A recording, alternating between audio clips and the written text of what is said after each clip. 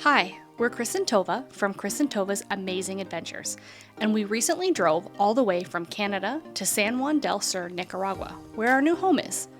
We spent 1 month traveling south with our two bulldogs, Tigger and Penelope, and our rooftop tent. In this video, we'll show you the driving route that we took, as well as each camp location. If you're interested in more detailed information about each campsite, how to cross each border, and how much we spent on our 1 month journey, take a look at our channel. They're all there under the Driving Canada to Nicaragua playlist. Plus, download the iOverlander app. That's what we primarily use to find our campsites.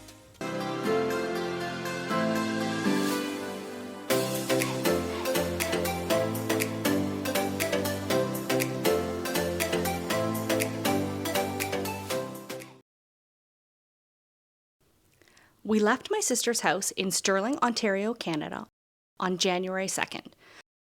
We got off to a late start. Our cargo carrier failed, and we needed to buy and install a new one. Problem solved, we hit the road about 6:30 p.m. and wanted to make some tracks. We made it to the Canadian-US border shortly after midnight, and we entered the USA in Detroit, Michigan. We kept driving until about 3 in the morning when we finally pulled off the road to get a few hours sleep in our SUV at a truck stop in Dayton, Ohio. After a few hours sleep, we were back on the road. Early that afternoon, though, we decided it was time to stop and rest, and we got a hotel in White House, Tennessee. From White House, we did a really long driving day, stopping at a hotel in Wharton, Texas at 11 p.m. Our last day in the USA was a shorter drive, from Wharton to Brownsville, Texas, where we would cross the border first thing in the morning. We had planned to travel quickly through the USA so we could get to good camping weather. We crossed the US-Mexico border at the Brownsville-Matamoros crossing, heading down the eastern coast of Mexico on the 101 highway. We went from the 101 to the 180 and camped at a hotel parking lot about an hour outside of Tampico, Mexico, called the Country Hotel.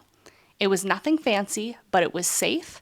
We continued on the 180 to the 180D to a beach campsite in a small town outside of Tuxpan called Tampamachacoco. It's a hotel that also offers camping called Hotel Playa Azul. After leaving the beach camp, the 180D turns into the 130D, which merges back to Highway 180. We continued along the 180 highway, hugging the coast past Heroica, Veracruz, and camped outside of San Andreas Tuxtla at a Mexican water park called San Miguelito. We continued along the Atlantic coastline on the 180 until just outside the town of Coatzacoalcos, where we jumped on the 145D and started heading more inland. We stopped along the 145D at a restaurant parking area that allows camping, called Camp Lindo, a little over an hour from the city of Tuxtla Gutierrez. In Tuxtla Gutierrez, we took the 190 highway, which goes right to the Mexico-Guatemala border. There was a roadblock close to the border where we planned to stay, so we backtracked and camped at a cheese farm called Rancho Las Cruces.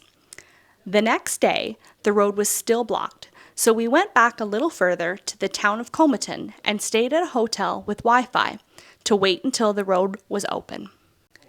The next morning, the road was open, so into Guatemala we went. We stayed on the CA1, then the 7 West, the 9 North, and back to the CA1, into a camp called Corazon del Bosque, about an hour from Lake Atlan. The next morning, we headed for Lake Atlan on the CA1, which turns into the 1. We enjoyed a couple of nights at the lake before continuing our journey down the number 1 highway to the 14 into Antigua, Guatemala. We stayed at a really unique campground and hostel called Vegamundo. You can camp or rent a room in one of the many unique converted vehicles. We followed the number 10 out of Antigua to the 9, and then back to the CA1 highway, all the way to the Guatemala-El Salvador border town of San Cristobal. We camped in a Shell gas station parking lot about 15 minutes from the border. Crossing into El Salvador, the CA1 turns into the number 1, which we followed until past Santa Ana, where we turned off to the RN10.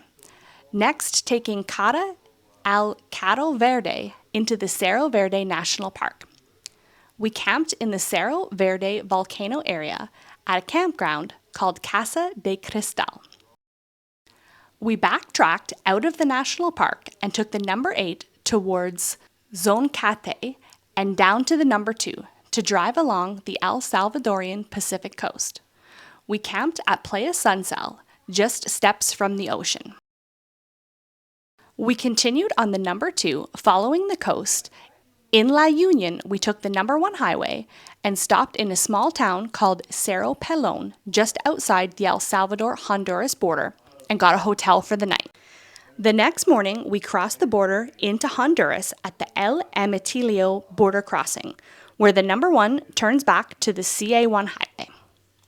We drove all the way across Honduras in one day, staying on the CA1 highway. We camped in a town called San Marcos Colon, just outside the Honduras-Nicaragua border.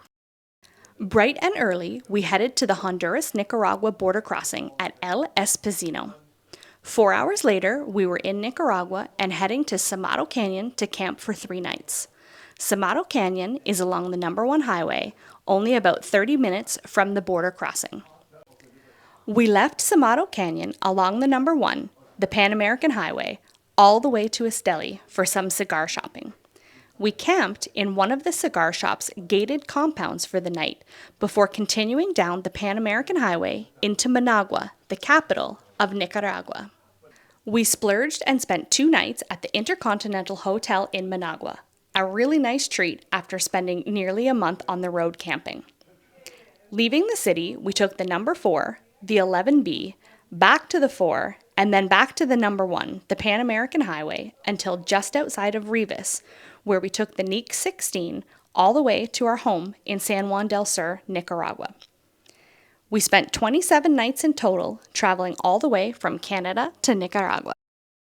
This trip might be over, but the adventure is not. We're heading to Costa Rica to camp for a few months, so tune in to see more of Tigger, Penelope, and our rooftop tent adventures in Costa Rica.